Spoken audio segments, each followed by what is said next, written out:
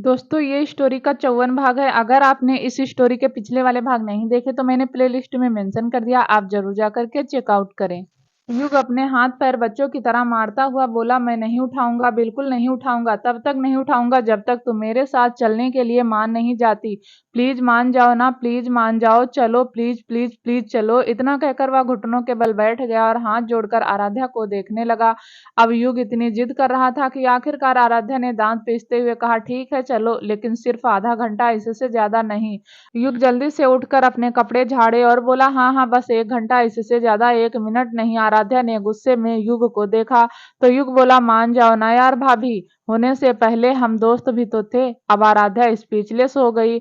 ये तो सच था, सभी अभिमान के अलावा वह रघुवंशी मेंशन के हर लड़के के साथ अच्छे से पेश आती थी और सब उसकी इज्जत करते थे, और इसी रिश्ते से युग के साथ वह लंच करने के लिए तैयार हो गई। युग आराध्या को संभालता हुआ गाड़ी के पास ले आया और उसने बैक सीट का गेट खोलकर आराध्या को आराम से गाड़ी में बैठा दिया। आराध्या बैठते हुए बोली, अब इतनी बच्ची भी नहीं हूँ जैसे तुम मुझे ट्रीट कर रहे हो। युग वहीं पंजों के बल गाड़ी के बाहर बैठा हुआ बोला, बच्ची ही हो, मुझे भी तो एक्साइटमेंट है कि मेरा भतीजा होगा। आराध्या उस पल को एंजॉय करना चाहती थी, लेकिन अभिमान ने अब गुड़ गोबर कर दिया था। आखिर युग खड़ा हुआ, उसने गाड़ी का दरवाजा बंद किया और खुद ड्राइविंग सीट पर बैठ गया। थोड़ी देर में अभिमान आकर आगे बैठ गया और अगले 20 मिनट में वह तीनों एक रेस्टोरेंट के अंदर बैठे हुए थे। अभिमान ने ऑर्डर किया और उनका ऑर्डर आने वाला था। थोड़ी देर में एक वेटर ऑर्डर लेकर आया। उस ऑर्डर को देखकर ही युग की भौहें तन गई। उसने गुस्से में अभिमान को देखा तो अभिमान ने हल्का सा मुस्कुराकर कहा, यह आराध्या के लिए, और हम दोनों भी वही खाएंगे जो आराध्या खाएगी। आराध्या अभिमान को इग्नोर कर रही थी। उसने खाने को देखा तो मुंह तो उसका भी बन गया। उसने सलाद, फ्रूट, जूस, सूप, यही सब था। आराध्या ने युग को देखकर कहा, इतनी मेहनत किस खाने के लिए कर रहे थे, मुझे नहीं खाना यह सब। इतने में अभिमान ने आराध्या की प्लेट में फ्रूट सर्व करते हुए कहा, खाना तो यही पड़ेगा, तुम्हें एसिडिटी हुई थी, पेट में दर्द हुआ था क्योंकि तुम ठीक से खाना नहीं खाती। अब जब तक तुम पेट फुल नहीं खाओगी तब तक मैं तुम्हें ऐसे ही परेशान करता रहूंगा, इसीलिए चुपचाप खा लो। आराध्या भी गुस्से में युग को देख रही थी और युग ने अभिमान की तरफ देखने का इशारा किया। आराध्या फिर गुस्से में अभिमान को देखकर कहा, मैं यह सब नहीं खाऊंगी। अभिमान बोला, खाना तो पड़ेगा, मैं तुम्हारी हेल्थ को लेकर रिस्क नहीं ले सकता। आखिरकार आराध्या ने पैर पटक कर उसी खाने को खाना शुरू कर दिया। आराध्या और यह दोनों ही मुंह बनाकर उस खाने को खा रहे थे। वहीं अभिमान तो मजबूरी से खा रहा था। वैसे भी वह अपनी फिटनेस का बहुत ध्यान रखता था और ज्यादातर फ्रूट और वेजिटेबल ही खाता था। वहीं दूसरी तरफ शिवांगी शिवाय के केबिन में बैठी हुई थी और शिवाय किसी मीटिंग के सिलसिले में बाहर था। शिवांगी खुद से ही बोली, आज तो पापा को अनिरुद्ध से मिलवाना ही होगा, वरना मैं फिर से गुस्सा हो जाऊंगी। और तभी केबिन का दरवाजा खुला, शिवाय अंदर आया। शिवाय ने शिवांगी को देखकर कहा, क्या हुआ तितली, क्या सोच रही हो? शिवांगी बोली, पापा आप अनिरुद्ध से कब मिलवाओगे? शिवाय बोला, मैंने कहा ना, आज ही मिलवा दूंगा। चलो, हम एक मीटिंग के सिलसिले में मेहता इंडस्ट्रीज जाना है, अनिरुद्ध भी वहीं होगा, चलो हम चलते हैं। यह सुनकर शिवांगी खुश हो गई और दोनों ही रघुवंशी इंडस्ट्रीज से निकलकर गाड़ी में बैठकर वहां से चले गए। थोड़ी देर में उसकी गाड़ी मेहता इंडस्ट्रीज के बाहर आकर रुकी। शिवाय गाड़ी से उतरा। उसने शिवांगी को भी अपने साथ गाड़ी से उतार लिया। शिवांगी बोली, पापा अनिरुद्ध हमारा यहाँ इंतजार कर रहा है। शिवाय बोला, हाँ मेरे बच्चे, तुम चलो, लेकिन तुम अनिरुद्ध से बात मत करना, वहाँ बहुत सारे लोग होंगे, तुम बस मेरे पास बैठ जाना और दूर से ही अनिरुद्ध को देखना। शिवांगी मुंह बनाकर बोली, नहीं, मुझे अनिरुद्ध के पास जाकर बैठना है। शिवाय बोला, अच्छा शांत हो जाओ, मैं तुम्हें उससे मिलवा दूंगा, लेकिन तुम रिएक्ट मत करना, चुपचाप बैठी रहना। शिवांगी ने हाँ में गर्दन हिला दी। दोनों ही मेहता इंडस्ट्रीज के मीटिंग रूम में आ गए। वहां पहले ही बहुत सारे लोग बैठे थे और उन्हीं में से एक अनिरुद्ध। अनिरुद्ध ने शिवाय को गुस्से में देखा और शिवाय ने एक पछतावा भरी नजर से अनिरुद्ध को देखा। शिवाय नहीं चाहता था कि अनिरुद्ध रघुवंशी मेंशन का रघुवंशी परिवार का दुश्मन बनने पर सब कुछ उल्टा पुल्टा हो गया, वह भी अभिमान की एक छोटी सी मिसअंडरस्टैंडिंग की वजह से। वही शिवांगी ने जब अनिरुद्ध को देखा तो उसके चेहरे पर बड़ी सी मुस्कुराहट आ गई। उसने खुश होकर शिवाय को ही गले लगा लिया और फिर शिवांगी अपने पंजों के बल खड़े होकर शिवाय के कान में बोली, अनिरुद्ध तो 3 पीस में कितना हैंडसम लग रहा है। शिवाय के चेहरे पर मीठी सी मुस्कुराहट आई। उसने शिवांगी को देख कर कहा, मेरी बेटी की पसंद ही इतनी अच्छी है। वहीं अनिरुद्ध ने जब शिवांगी को देखा तो थोड़ी सी तसल्ली तो उसे भी हुई, उसकी आंखों को भी थोड़ा सा सुकून मिला। शिवांगी पहले से ज्यादा ठीक नजर आ रही थी। लाइट येलो कलर की अनारकली सूट में शिवांगी बहुत खूबसूरत लग रही थी। शिवांगी को इस वक्त किसी की परवाह नहीं थी, वह बस अनिरुद्ध को देखे जा रही थी। वह जैसे ही अनिरुद्ध की तरफ एक कदम बढ़ी, शिवाय ने उसकी कलाई पकड़ ली और हल्की सी नाक में गर्दन हिला दी। इस वक्त वहां इंडिया के टॉप बिजनेसमैन खड़े हुए थे, शिवाय को इज्जत भरी नजरों से देख रहे थे और ऐसे में शिवांगी का अनिरुद्ध को जाकर गले लगाना ठीक नहीं था। वहीं शिवाय की इज्जत की बात थी और शिवाय हर चीज पर कंप्रोमाइज कर सकता था, लेकिन अपने रिप्रेशन और इज्जत पर नहीं।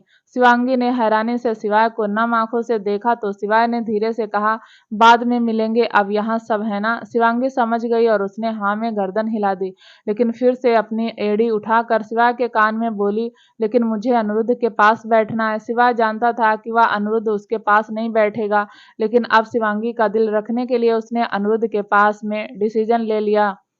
उसने शिवांगी का हाथ पकड़ा और सबको इंट्रोड्यूस कराते हुए बोला, यह मेरी बेटी शिवांगी है। सबने शिवांगी को देखकर हेलो कहा और फिर शिवाय शिवांगी का हाथ पकड़कर अनिरुद्ध के बराबर वाली सीट पर आकर बैठ गया। शिवांगी बिल्कुल अनिरुद्ध के पास बैठी थी और अनिरुद्ध शिवांगी को एक नज़र देखकर इग्नोर कर रहा था।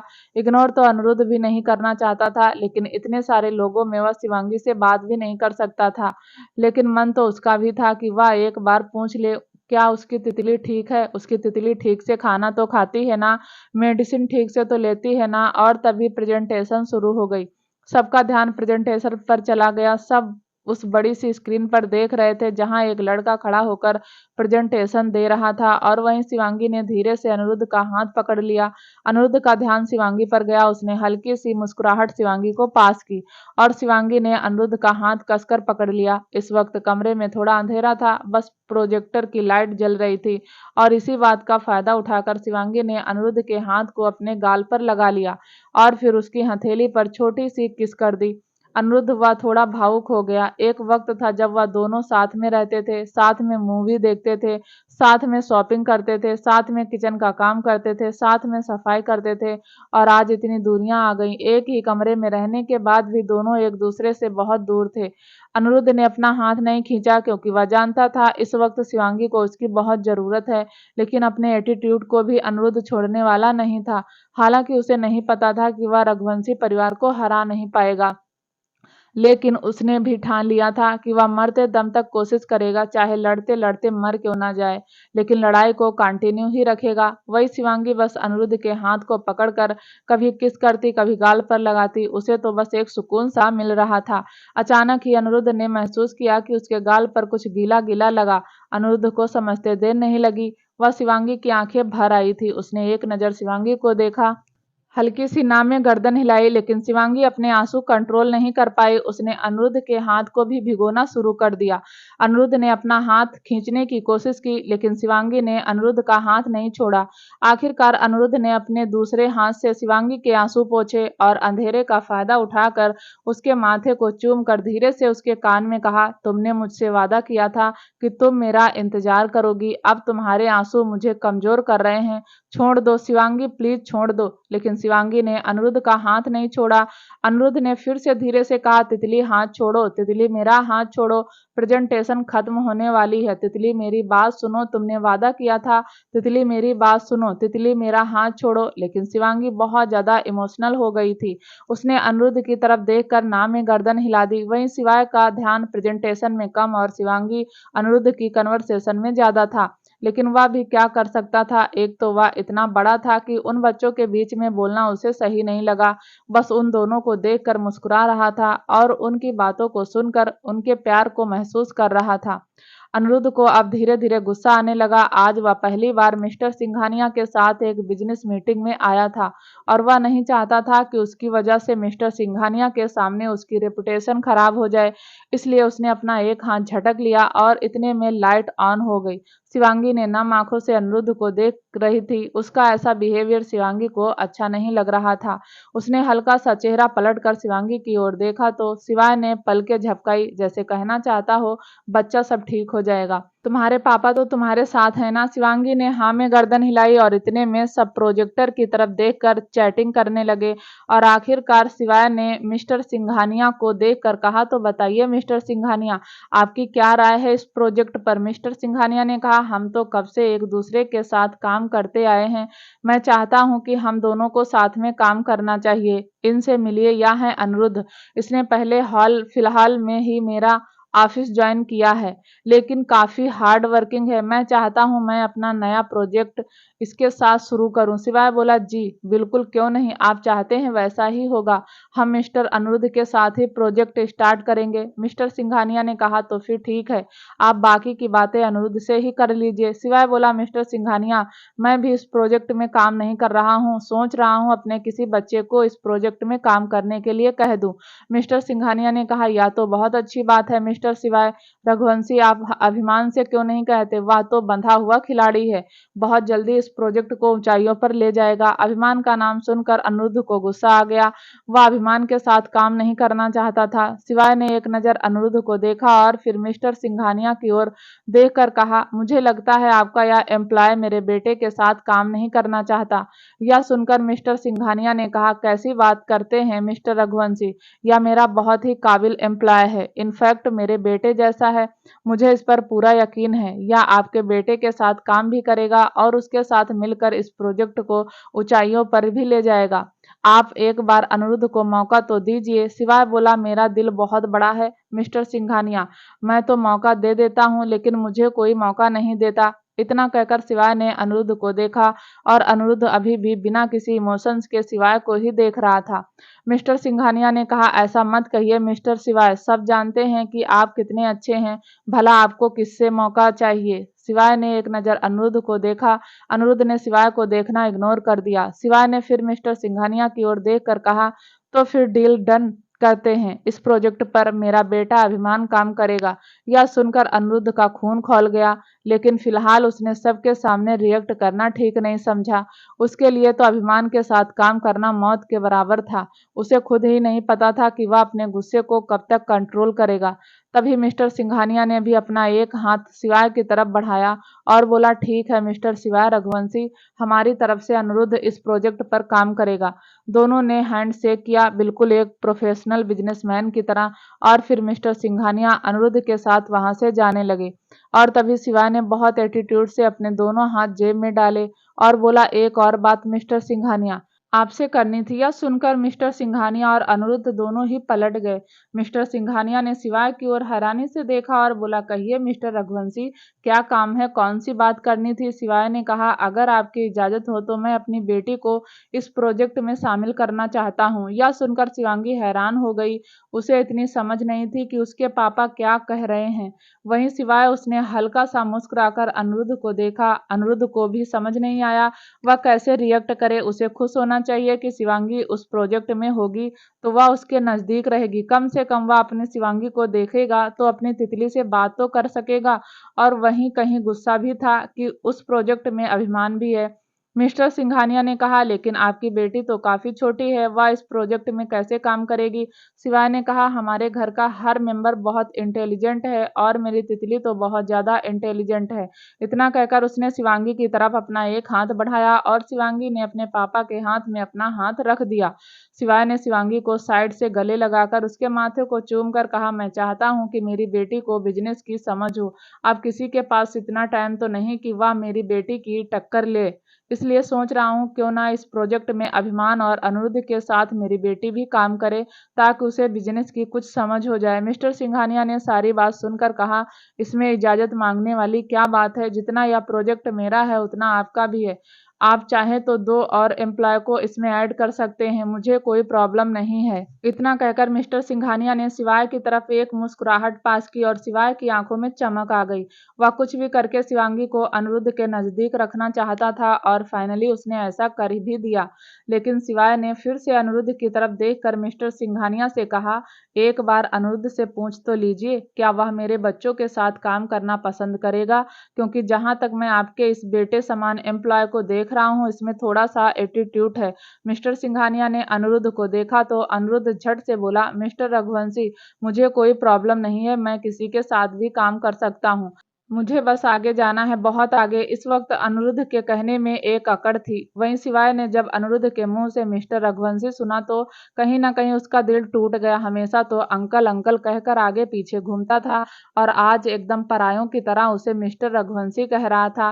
लेकिन शिवाय समझदार था, अनिरुद्ध की कंडीशन समझता था, इसलिए उसने अपने दिल को संभाल लिया और फिर एक हाथ बढ़ाकर अनिरुद्ध से कहा, तो फिर डन, मेरा बेटा और मेरी बेटी दोनों तुम्हारे साथ काम करेंगे और मैं उम्मीद करता हूँ कि तुम मेरी बेटी का ख्याल रखोगे। अनिरुद्ध ने एक नज़र शिवांगी को देखा। शिवांगी तो उसे उम्मीद भरी नज़रों से देख रही थी।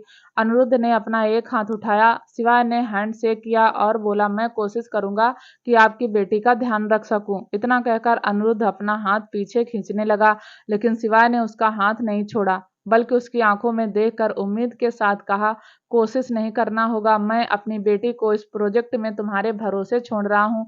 उम्मीद करता हूँ कि तुम मेरा और मिस्टर सिंघानिया का भरोसा नहीं तोड़ोगे। अनिरुद्ध को गुस्सा तो बहुत आ रहा था, मन कर रहा था कि अच्छे से शिवाय को सुना दे, और शिवाय यह बात जानता भी था कि अनिरुद्ध को गुस्सा आ रहा है और उसका गुस्सा जायज भी था। उम्र भी ऐसी थी कि खून खौलना आम बात थी। एक वक्त में शिवाय भी ऐसा ही था, लेकिन जिंदगी के उतार चढ़ाव और एक्सपीरियंस ने शिवाय को बहुत कुछ सिखा दिया था और उसी एक्सपीरियंस के चलते शिवाय ने अनिरुद्ध को ऐसी जगह फंसाया कि वह चाह कर भी नहीं कर सकता था। अनिरुद्ध बोला, ठीक है मिस्टर रघुवंशी, मैं आपकी बेटी का ध्यान रखूंगा। शिवाय ने अनिरुद्ध का हाथ छोड़ दिया और अनिरुद्ध ने अपना हाथ पीछे खींच लिया। फिर एक नज़र शिवांगी को देखा और फिर मिस्टर सिंघानिया की ओर देखकर कहा, चले सर। मिस्टर सिंघानिया ने हाँ में गर्दन हिलाई और वहां से अनिरुद्ध के साथ चले गए। उसके जाते ही वहां बैठे 11 एम्प्लॉय या फिर बिजनेसमैन जो भी थे, वह एक एक करके शिवाय से परमिशन लेकर वहां से जा रहे थे। सबके जाने के बाद शिवाय ने शिवांगी को देखकर कहा, खुश? शिवांगी हैरानी से बोली, मैं कुछ समझी नहीं पापा, खुश कैसे? अनिरुद्ध तो मुझसे बात ही नहीं कर रहा, मुझे देख भी नहीं रहा, आप कह रहे हो खुश? इतना कहकर वह भी उस कमरे से रोती हुई बाहर चली गई। उसके जाने के बाद शिवाय चेयर पर बैठ गया और अपने माथे को टेबल से लगाते हुए बोला, हे भगवान, लगता है बिल्कुल अपनी माँ पर गई है। कुछ नहीं समझती। नहीं नहीं, सब कुछ समझती थी, अपने पापा पर गई है।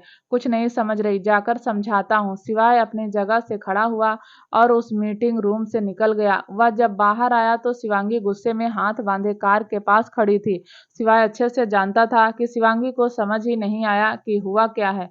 शिवाय शिवांगी के पास गया और बोला, क्या हुआ अनिरुद्ध की तितली, इतना क्यों गुस्सा हो? शिवांगी ने शिवाय से बात नहीं की और अपना मुंह घुमाकर बोली, मुझे आपसे बात नहीं करनी पापा। शिवाय बोला, क्यों भाई, मुझसे क्यों नहीं बात करनी? आज तो मैंने तुम्हें अनिरुद्ध से मिलवा दिया। शिवांगी बोली, यह कोई मिलना हुआ? ना उसने मुझसे बात की, ना वह मेरे साथ खाना खाया, ना मुझसे पूछा कि तितली कैसी हो, और आप कह रहे हैं कि आपने मुझे उससे मिलवा दिया। शिवाय बोला, अच्छा या बताओ तुम गाड़ी के बाहर क्यों खड़ी हो? शिवांगी बोली, क्योंकि मुझे यह गाड़ी खोलनी ही नहीं आती। शिवाय ने गाड़ी की चाबी निकाल कर शिवांगी के हाथ में रखी और बोला, तो फिर खोलना सीखो, या लॉक थी इसलिए नहीं खुली?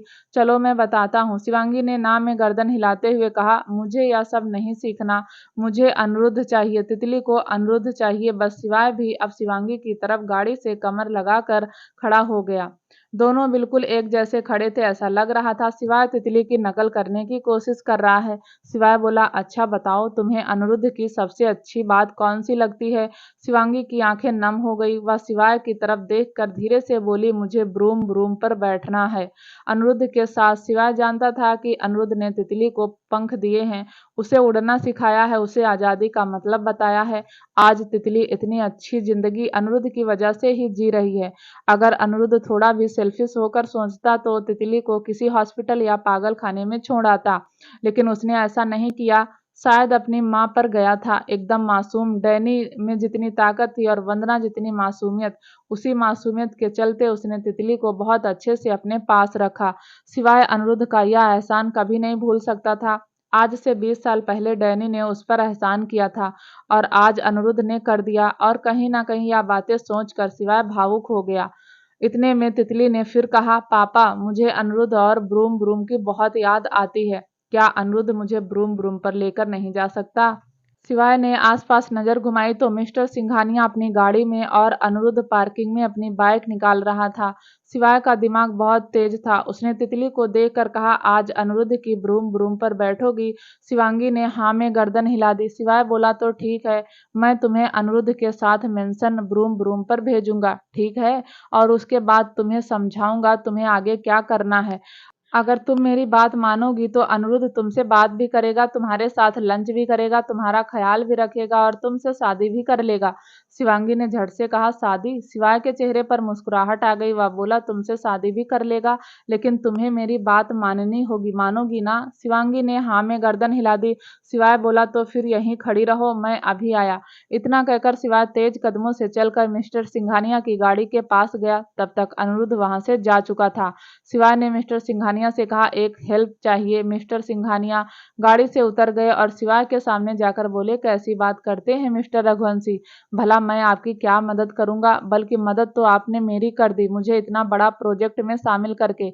इतना कहकर मिस्टर सिंघानिया हाथ जोड़ने को हुए, तभी शिवाय ने उनके हाथ पकड़कर नीचे किए और बोला, यह सब मत कीजिए, मैंने आप पर कोई एहसान नहीं किया। एहसान तो आपने किया है अनिरुद्ध को अपनी कंपनी में इतनी अच्छी पोस्ट देकर। मैं जानता हूँ अनिरुद्ध बहुत जिद्दी है, उसने जो डिसाइड कर लिया वह करके रहेगा, और मैं अनिरुद्ध को सही रास्ते पर लेकर आना चाहता हूँ। वह भी मेरे अभिमान जैसा ही है, बल्कि अभिमान से बढ़कर है। आप नहीं जानते, उसने हम पर बहुत एहसान किया है और मैं इसी तरह उसके एहसान का मूल चुका रहा हूँ। और एक और एहसान कर दीजिए, अनिरुद्ध से कहिए मेरी बेटी को घर छोड़ देगा। मिस्टर सिंघानिया हैरानी से शिवाय को देखकर बोले, मैं कुछ समझा नहीं। शिवाय ने कहा, मेरी गाड़ी खराब हो गई।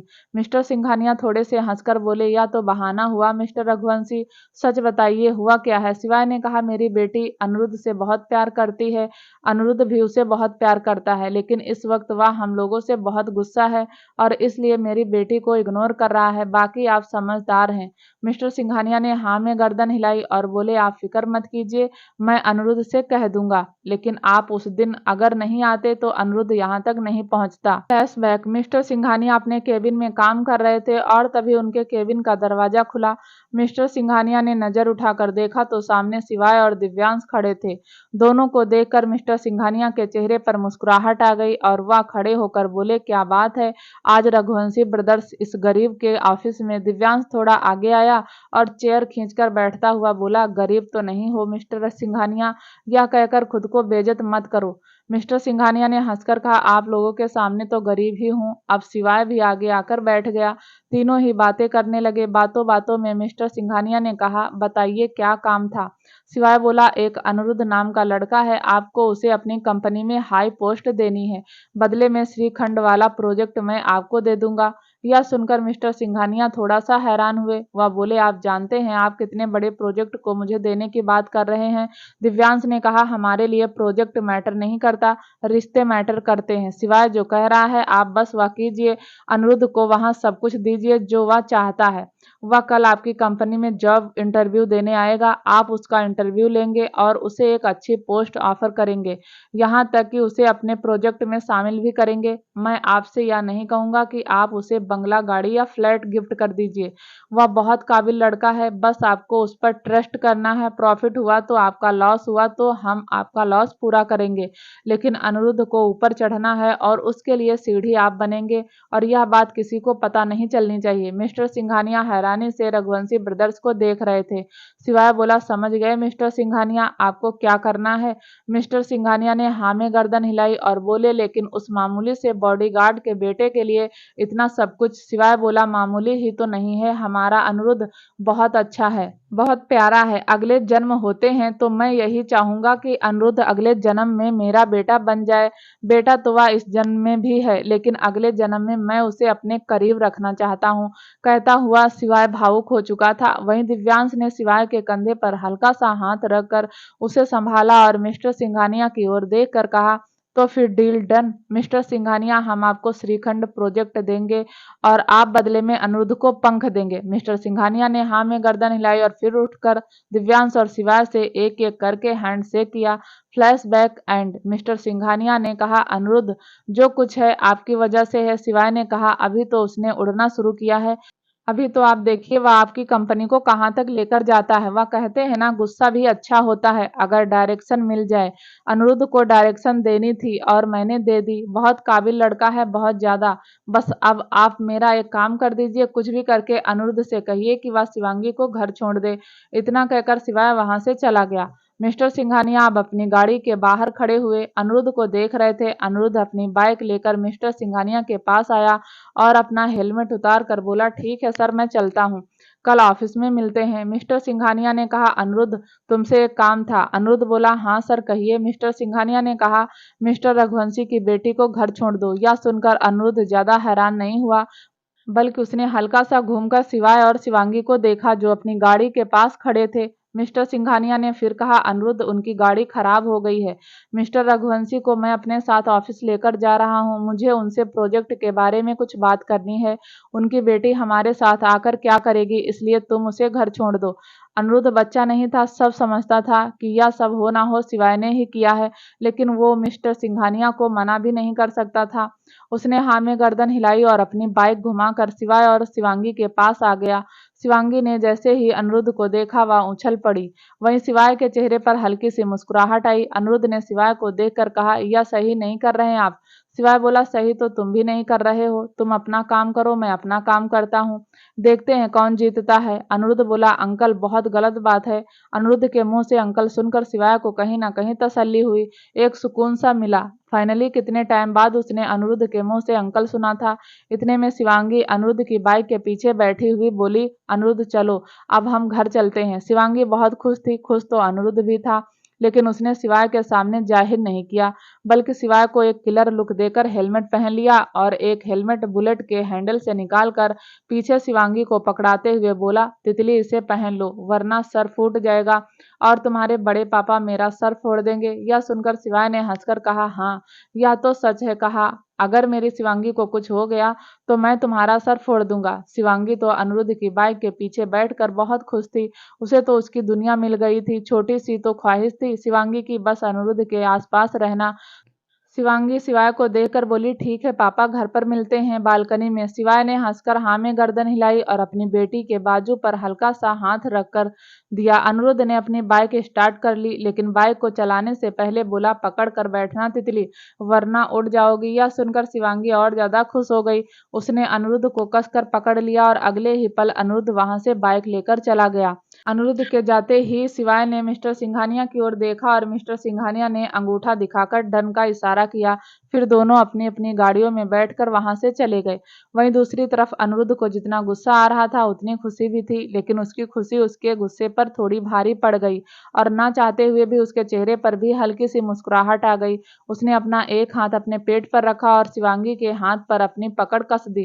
तभी उसके चेहरे पर आई हुई मुस्कुराहट थोड़ी और बड़ी हो गई। वह पल याद आ गया जब शिवांगी ने मीटिंग रूम में अनिरुद्ध का हाथ कसकर पकड़ा हुआ था और उसे अपने गाल पर लगा रही थी। अनिरुद्ध का भी मन कर रहा था कि वह भी शिवांगी की हथेली को चूम ले।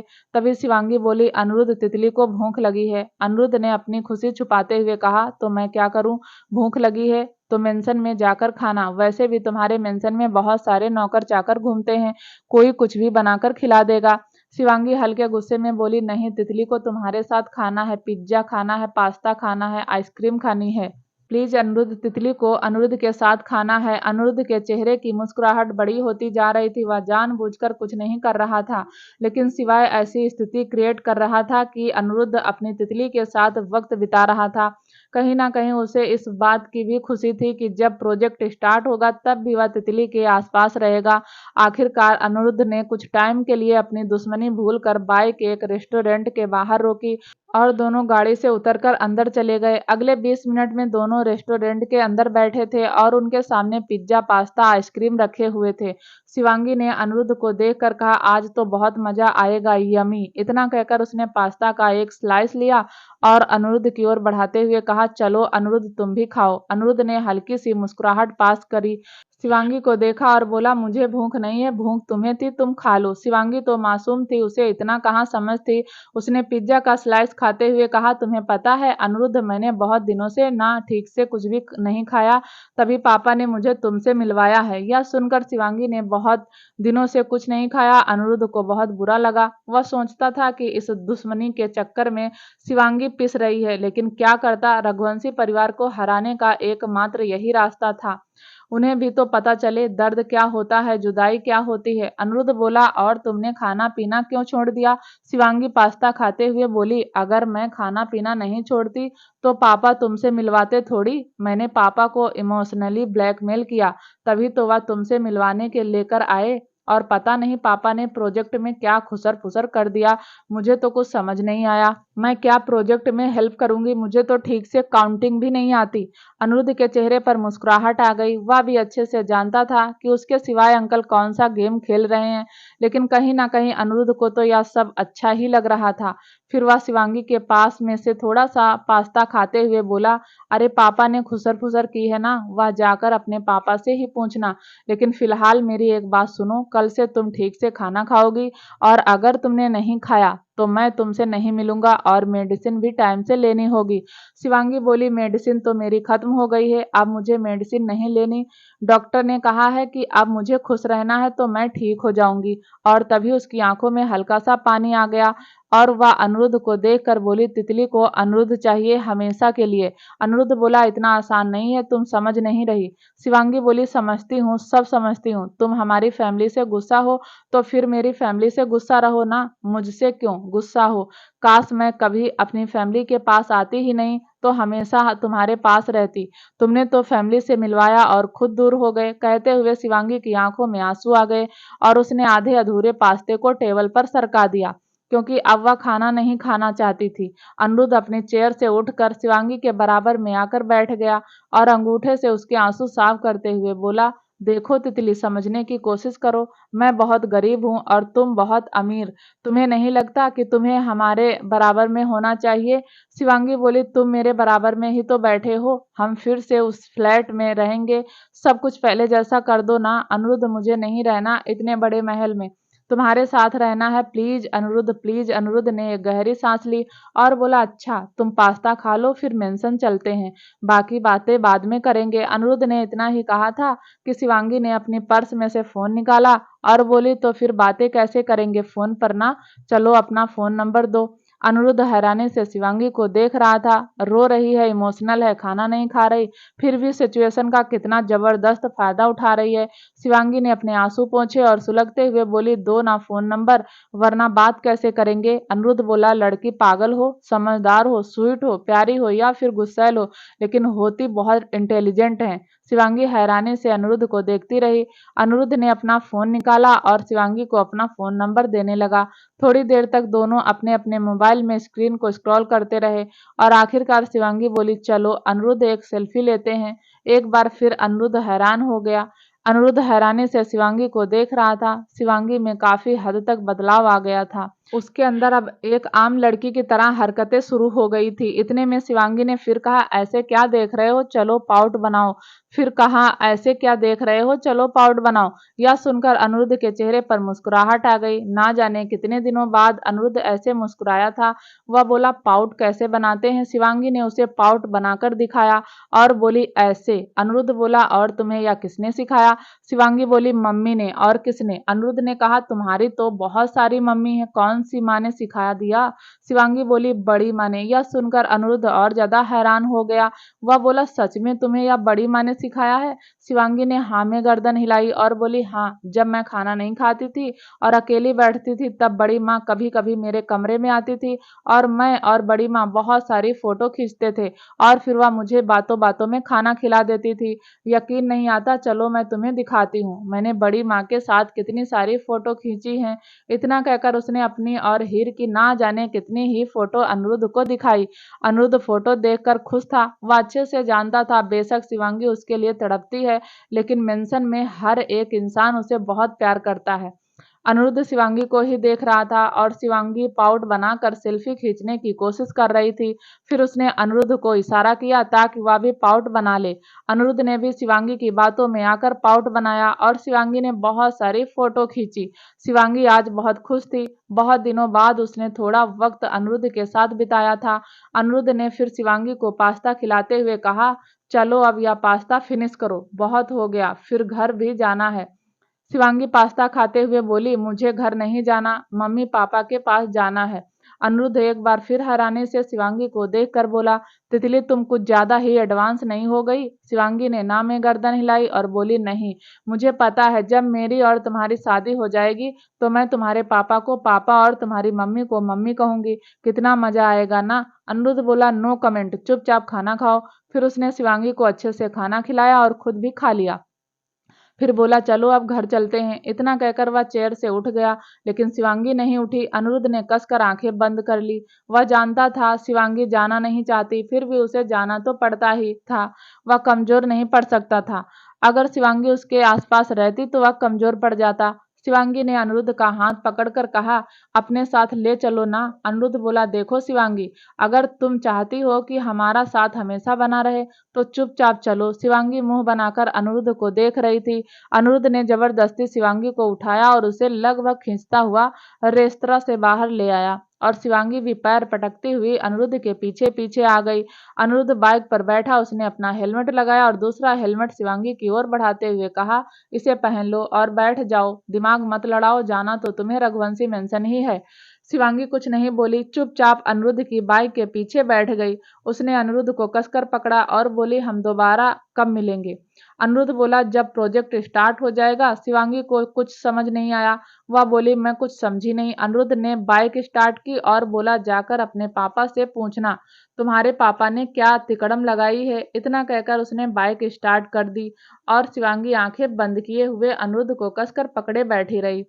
उसे आज बहुत अच्छा लग रहा था। बहुत दिनों बाद सुकून मिला था और थोड़ी ही देर में अनिरुद्ध ने बाइक मेंशन के बाहर रोकी। शिवांगी वह तो आंखें बंद किए हुए ही बैठी थी।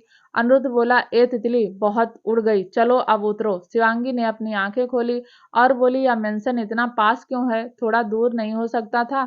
काश थोड़ा दूर होता तो। इतना कहकर वह बाइक से उतरी। अनिरुद्ध बोला, और कितनी दूर होना चाहिए था? शिवांगी बोली, 4-5 दिन तो लगते ही। यह सुनकर अनिरुद्ध की आंखें एक बार फिर हैरान हो गई। आज तो उसकी तितली उसे शौक पर शौक दिए जा रही थी। उसने शिवांगी के गाल पर हल्का सा हाथ रखकर उसे हल्का सा चाटा मारते हुए कहा, चुपचाप अंदर जाओ, आई बड़ी, 4-5 दिन तो लगने ही चाहिए थे। अगर बाइक चलाऊंगा ना तो मेरी ऐसी की तैसी हो जाएगी। जाओ। शिवांगी मुंह बनाकर अनिरुद्ध को देख रही थी। वह पलटी ताकि वह जा सके, लेकिन फिर वापस से आई। उसने अनिरुद्ध को कसकर गले लगा लिया और फिर उसके गाल पर किस करके कहा, मैं तुम्हारे अलावा किसी से शादी नहीं करूंगी, देख लेना। इसलिए अपना यह जो भी दुश्मनी उस्मनी वाला गेम है जल्दी से फिनिश करो और बारात लेकर आओ। अनिरुद्ध बोला, अच्छा, शादी करने के लिए बारात लेकर आनी जरूरी होती है? शिवांगी ने हाँ में गर्दन हिलाई और बोली, बड़ी मैंने टीवी में दिखाया और यह बात तो मैं पहले से ही जानती हूँ। जब शादी होती है तो लड़का बारात लेकर आता है। अनिरुद्ध के चेहरे की मुस्कुराहट थोड़ी थी और बड़ी हो गई। वह बोला, अच्छा, अब अपने पंखों को बंद करो और जाओ, तुम तो बहुत स्मार्ट हो गई हो।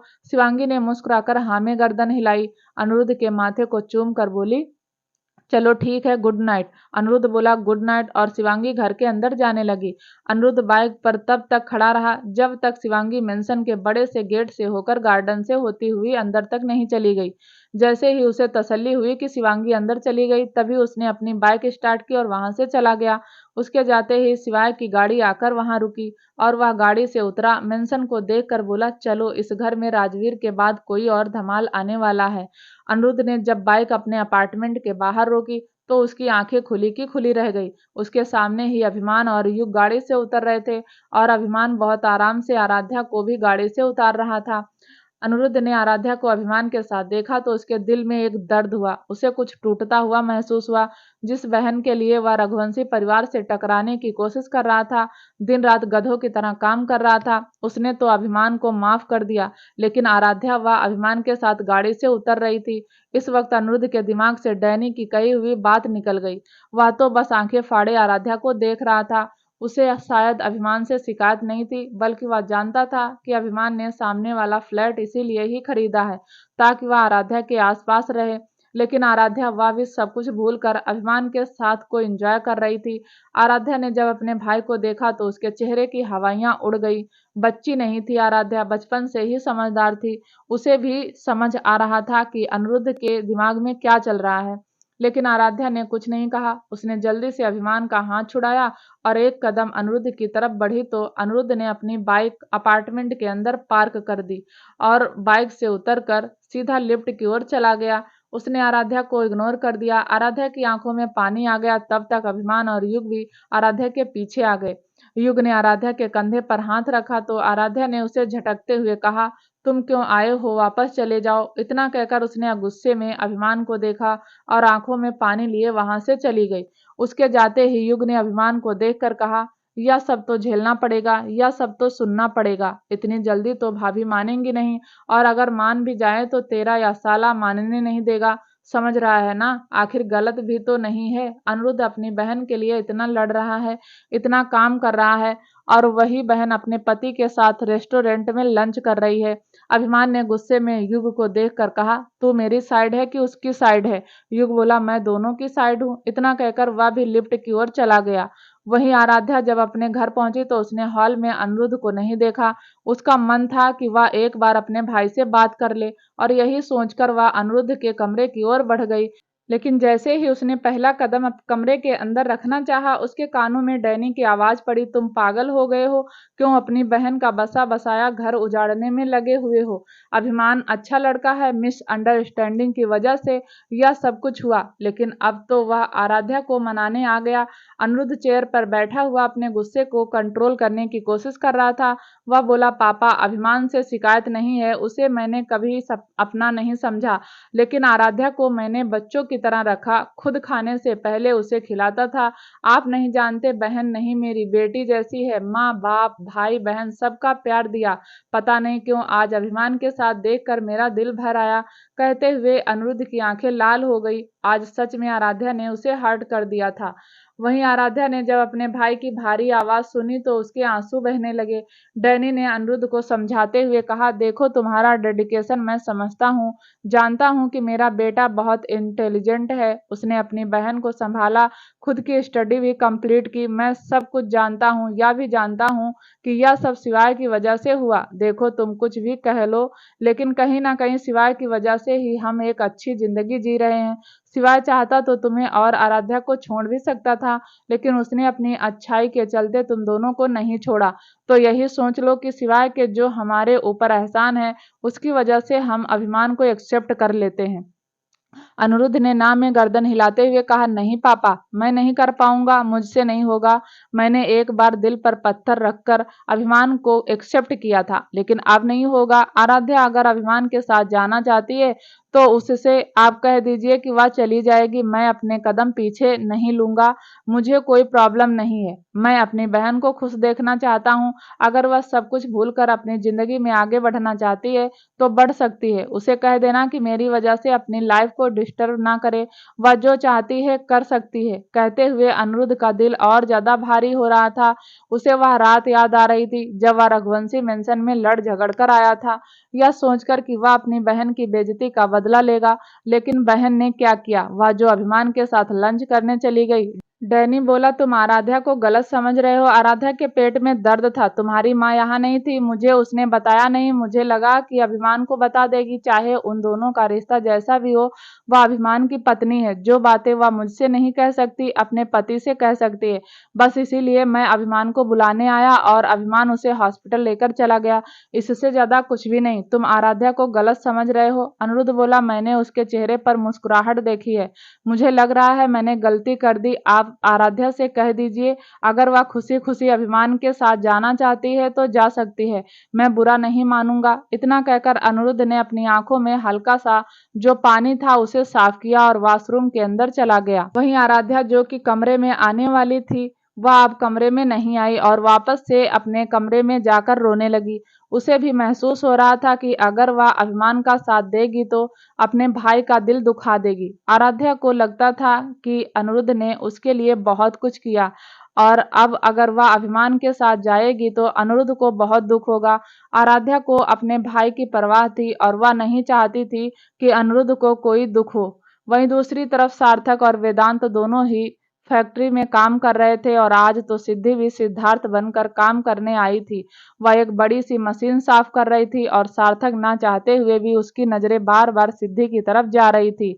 और तभी वेदांत ने उसे कंधा मारते हुए कहा, उसे इतना देखेगा तो प्यार हो जाएगा, इसलिए रहने दे, वो तेरे टाइप की लड़की नहीं है। यह सुनकर सार्थक ने वेदांत को देखकर कहा, क्या मतलब है मेरे टाइप की नहीं है? मैं कुछ समझा नहीं। वेदांत ने कहा, मेरी बातों का गलत मतलब मत निकालो। वह लड़की बहुत इनोसेंट है। फिलहाल उसका पहला मोटिव बस अपना और वामिका को फाइनेंशियल स्ट्रांग करना है। वह प्यार व्यार के चक्कर में नहीं पड़ेगी। और रही बात मेरी, मुझे तो कोई संजना जैसी मिलनी चाहिए। यह सुनकर सार्थक को वह पल याद आ गया जब संजना उसके क्लोज होने की कोशिश कर रही थी और वह जैसे तैसे संजना से खुद को बचा रहा था। यह सब याद करके उसने जल्दी से ना में गर्दन हिलाई और बोला, मैं कर लूंगा, इनोसेंट लड़की है। वेदांत ने कहा, तो मैं मान लूं कि तुझे उससे प्यार हो गया? सार्थक अब कुछ नहीं बोला। उसके पास इस बात का जवाब ही नहीं था, लेकिन फिर उसने ना में गर्दन हिलाते हुए कहा, नहीं नहीं, प्यार व्यार नहीं हुआ, बस वह तो मैं ऐसे ही देख रहा था। लड़की में गट्स तो है, लड़का बनकर कितने दिनों से हमारी फैक्ट्री में काम कर रही है और किसी को पता भी नहीं चला। वेदांत बोला, सार्थक, मजबूरी बहुत कुछ करवा देती है, या दोनों बहुत मजबूर हैं जिस वजह से ऐसा काम करने की नौबत आ गई, वरना तुम नहीं जानते वामिका अपने कॉलेज में टॉप करती थी और यहाँ देखो ऐसे रहती है जैसे उसका कोई है ही नहीं। कहते हुए वेदांत थोड़ा भावुक हो गया। उसे शायद कॉलेज के दिन याद आ गए थे। सार्थक ने कहा, यह वही लड़की है जिसे तू वन साइड लव करता था? यह सुनकर वेदांत ने हैरानी से सार्थक को देखा। वेदांत को लगा कि सार्थक को यह बात कैसे पता चल गई। वेदांत हैरानी से सार्थक को देखकर बोला, तुझे किसने कहा कि मैं किसी लड़की से वन साइड लव करता था? क्या होगा आगे जानने के लिए प्लीज दोस्तों चैनल को लाइक शेयर सब्सक्राइब जरूर करें ताकि जब भी वीडियो डाले आपको नोटिफिकेशन तुरंत मिले। तब तक के लिए नमस्कार, धन्यवाद।